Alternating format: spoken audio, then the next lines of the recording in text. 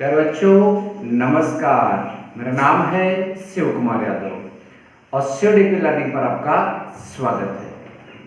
आज हम लोग कक्षा 10 के गणित में समांतर श्रेणियां जो चैप्टर है उसका लेक्चर नंबर 2 करेंगे। लेक्चर नंबर 1 में हमने आपको इसमें अनुक्रम की परिभाषा बताया था।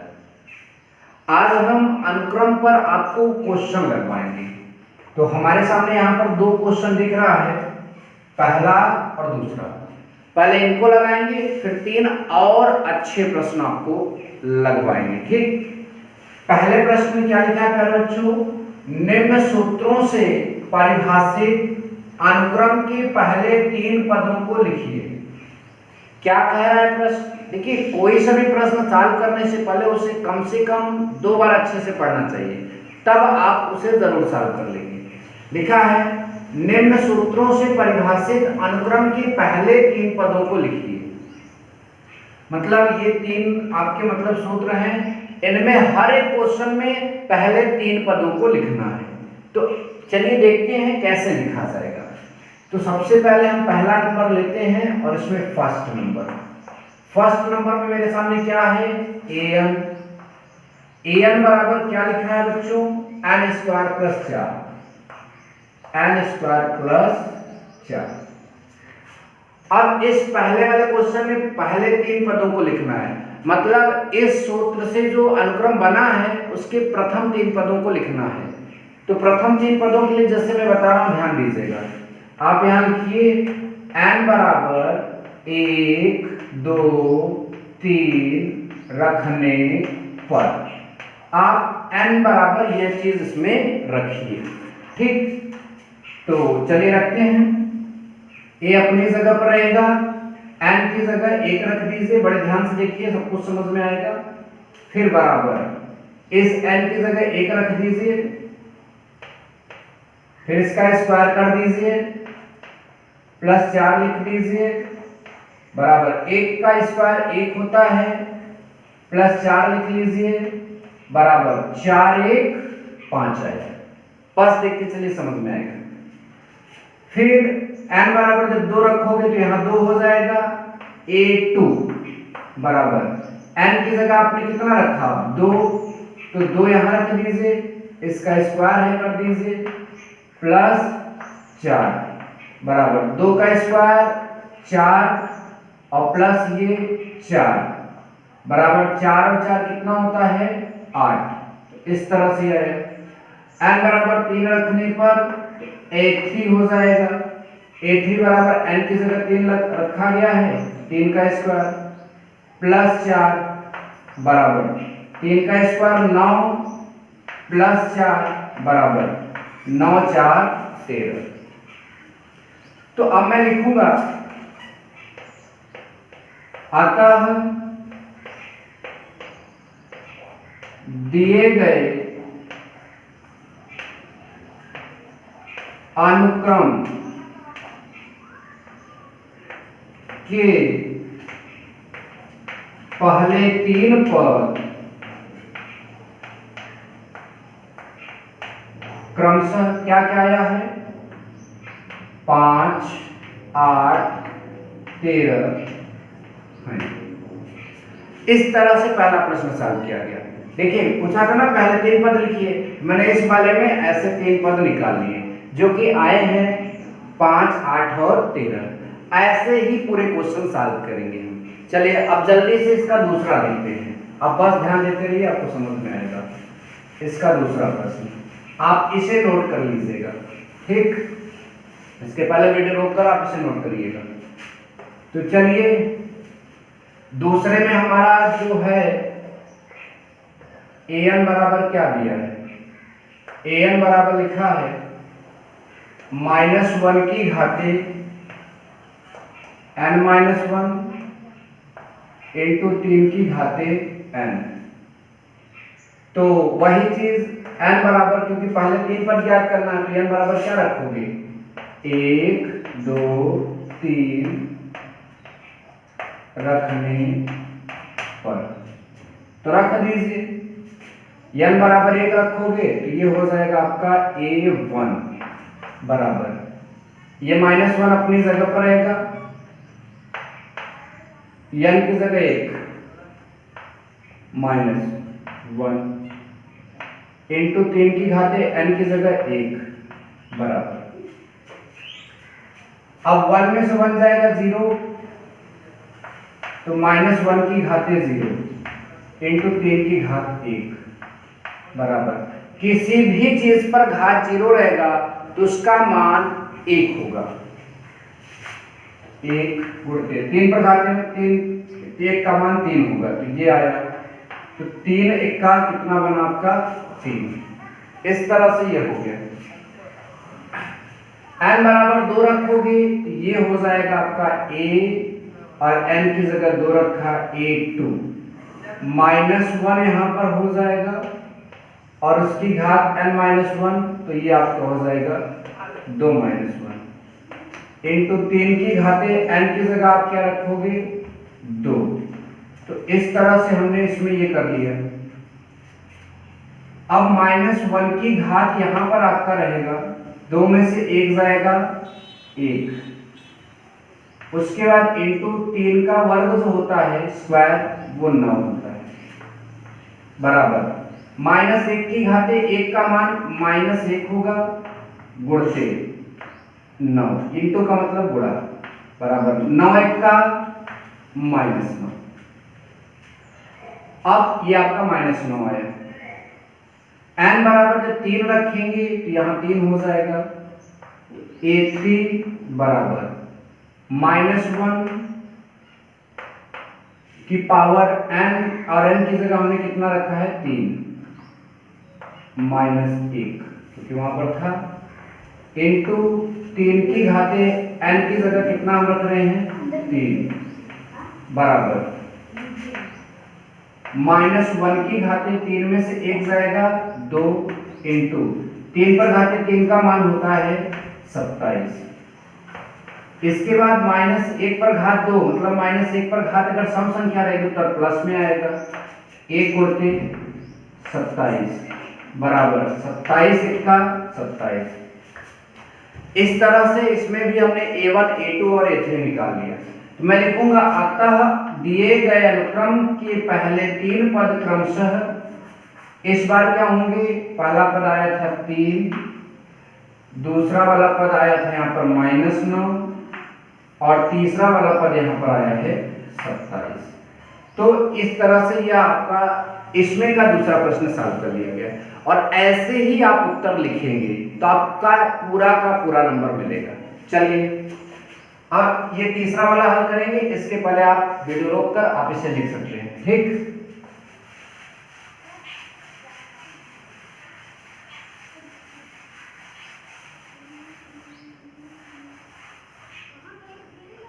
तो चलिए अब जल्दी से हम तीसरा वाला देखते हैं। इसमें an बराबर आपका है n³ -6n² प्लस 11x -6 करेंगे एकदम वैसे ही, n बराबर 1 2 3 रखने पर, तो अब n की जगह आप 1 रख लीजिए, a1 हो जाएगा बराबर n की जगह 1 रख लीजिए, 1 का क्यूब -6 इंटू n की जगह 1 रख लीजिए, 1 का स्क्वायर प्लस 11 इंटू n की जगह 1 रख लीजिए, -6, 1 का क्यूब 1 -1 का स्क्वायर 1 और ये फिर आपका 6 प्लस 11 का 1 में गुणा होगा 11 -6, उसके बाद 11 और 1 कितना हो जाएगा, प्लस वालों को जोड़ लिया 11 1 12 और माइनस वालों को अलग से जोड़ लिया 12 बराबर 0। अब n बराबर अगर 2 रखेंगे तो आपका यहां जो होगा n की जगह तो 2a2, ठीक है, n की जगह आप क्या रख रहे हो 2, तो 2 का क्यूब -6 इंटू n की जगह 2 रख रहे हो, ऊपर स्क्वायर है, प्लस 11 इंटू n की जगह 2 रख रहे हो, -6, 2 का क्यूब होता है आपका 8 माइनस 2 का स्क्वायर 4, तो 6 गुणित 4 प्लस 11 गुना 22 माइनस 6। अब देखिए 8 माइनस 6 चौका 24 और प्लस 22 माइनस 6। माइनस वालों को अलग से जोड़िए, माइनस 24 और माइनस 6 कितना हो जाएगा 30 और 22 8 कितना हो जाएगा 30। इसमें भी आपका 0 ही है। ठीक, अब आपका n बराबर जब 3 रखेंगे तो यहां आप रखिए a3 is equal to n की जगह आप रखिए 3 और उसकी घात है 3 माइनस 6 इंटू n की जगह रखिए 3 उसका स्क्वायर प्लस 11 इंटू n की जगह 3 माइनस 6। 3 का क्यूब जो होता है 27 माइनस 3 का स्क्वायर आपका हो जाएगा 9 माइनस 11 तिया सॉरी प्लस 11 तिया 33 और माइनस ये 6। 27 माइनस 9 चौका 54 और प्लस 33 माइनस 6 बराबर देखो 27 प्लस में 33 प्लस में 27 33 60 हो जाएगा। 54 माइनस में माइनस 6 भी माइनस में 6 भी माइनस में ये भी 60 हो जाएगा। 60 में 60 गया 0, तो मैं लिख सकता हूं अतः दिए गए अनुक्रम के पहले 3 पद क्रमशः 0, 0, 0 है। मतलब इसके शुरुआत के तीनों पद 0, 0, 0 है। तो इस तरह से हमने ये पूरा प्रश्न हल कर लिया। आई होप कि आपको समझ में आया होगा। चलिए अब हम दूसरा करते हैं। इसको मिटा दे रहा हूं, उसके पहले आप लिख लीजिएगा इसको। ठीक,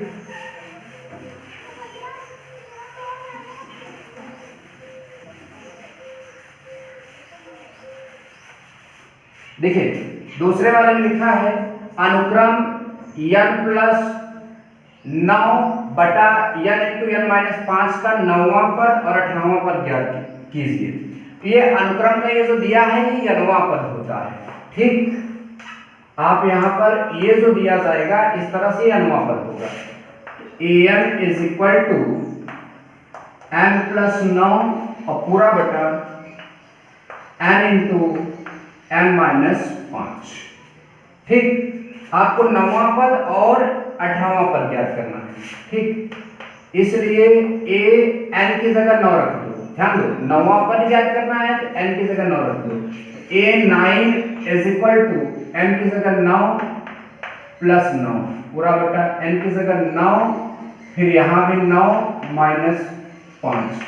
ठीक, तो 9 प्लस 9 कितना हो जाएगा 18 बटा 9 बोलते 9 में से 5 गया कितना आएगा 4 बराबर 18 बटा 9 चौका 36। तो 18 का 18 18 गुना 36। इस तरह से यहां तक हमने निकाली।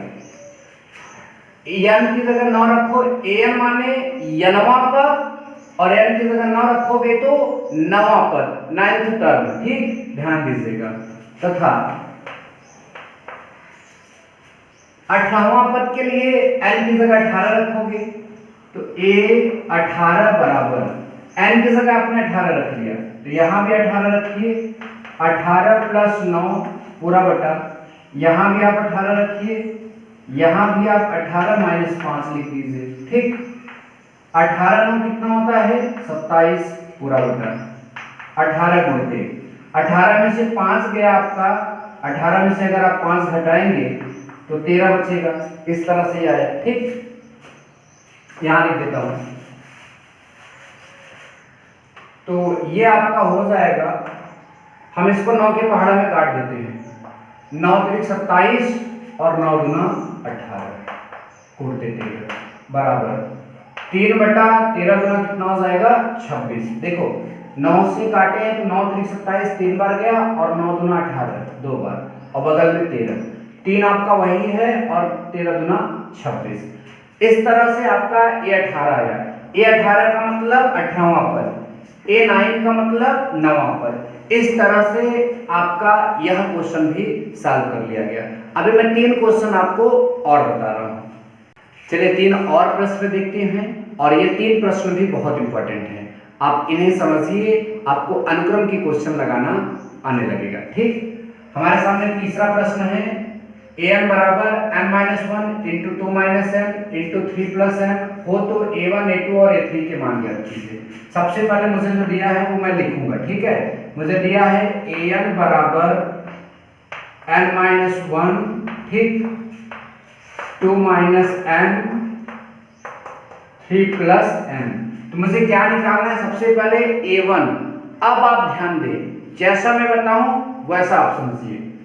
यहां an बराबर ये लिखा है, हमसे पूछ रहा है a1, मतलब a के बगल यहाँ n है और वहां a के बगल 1, तो जाहिर सी बात है n की जगह क्या रखोगे? 1 रखोगे तो a1 मिलेगा, अर्थात इसलिए a1 इज इक्वल टू, तो बड़े ध्यान से देखिए, n की जगह क्या प्राप्त किए हो? 1, तो यहां भी 1, n की जगह 1, 2 माइनस n की जगह क्या है? 1, फिर 3 प्लस n की जगह क्या है? 1, तो ये चीज 1 में से 1 गया 0, ध्यान दे, 1 में से 1 गया 0, और ये ब्रैकेट ये ब्रैकेट ये ब्रैकेट सबके बीच गुणा का चिन्ह है, और 0 का गुणा किसी से भी होगा, उत्तर क्या आएगा? 0, याद रखना। फिर आपको ज्ञात करना था a2, तो n की जगह आप 2 रख दीजिए, तो यहां आपका हो जाएगा n की जगह 2 माइनस 1, और यहाँ 2 माइनस n की जगह आप फिर से 2 रख दीजिए, तो 3 प्लस n की जगह 2 रख दीजिए, बराबर। आप 2 में से 2 जाएगा तो भी उत्तर 0 आएगा, क्योंकि ये 0 हो गया और 0 का गुणा आप इनमें करेंगे तो यहाँ भी उत्तर 0 आएगा। a3 निकालने के लिए a3 is equal to, n की जगह आपने 3 रखा, तो यहाँ लिखेंगे 3 माइनस 1 इंटू, यहाँ लिखेंगे 2 माइनस 3, क्योंकि n की जगह 3 रखना है, और यहाँ लिखेंगे 3 प्लस n की जगह 3। उसके बाद 3 में से 1 गया 2, 2 में से 3 जाएगा -1, उल्टा घटाओगे, 3 3 कितना हुआ? 6। अब 6 दूना 12, और 12 गुणा -1 में होगा तो कितना आएगा? -12। तो इस तरह से आपका यह प्रश्न सॉल्व कर लिया गया। ध्यान से आप इसे पूरा देख लीजिए, ठीक, और इस सॉल्यूशन को नोट करें और हम अब आगे बढ़ें। ठीक, आप इसे नोट कर सकते हैं।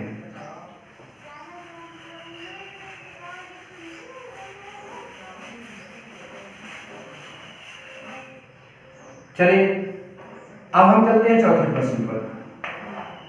चौथा प्रश्न है, पहले an बराबर मैं लिख लेता हूं, an बराबर 3n-2 बटा 4n प्लस 5।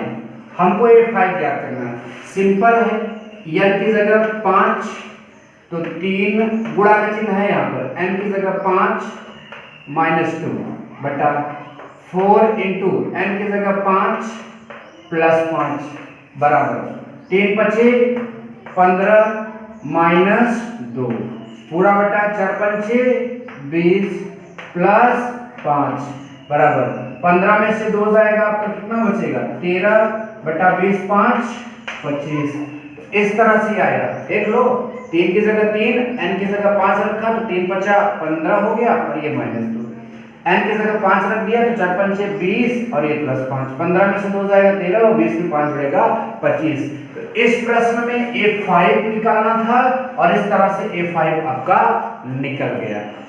ठीक, पांचवा प्रश्न थोड़ा ज्यादा इंपॉर्टेंट है, आइए इसको देखते हैं। तो पांचवा प्रश्न, पांचवें प्रश्न में an is equal to an-1 पूरा बटा n, और साथ ही साथ एक और दिया है a1 बराबर 1, a1 बराबर 1। हमसे क्या पूछ रहा है? हमसे a2 और a3 पूछ रहा है, बड़े ध्यान से इसे समझना। ठीक, तो लिखेंगे तो ऐसे, यहाँ 2 रख देंगे तो ये a2 हो जाएगा, an की जगह आप 2 रख दीजिए तो a2 -1 बटा, और n की जगह आप क्या रख रहे हैं? 2 बराबर a 2 में से 1 जाएगा, 1 बचेगा, a1 बटा नीचे 2, और a1 यहाँ पर कितना है? 1 बटा नीचे 2। इस तरह से आंसर आया। फिर आप लिखेंगे a 3 निकालना है तो n की जगह 3 रख दीजिए।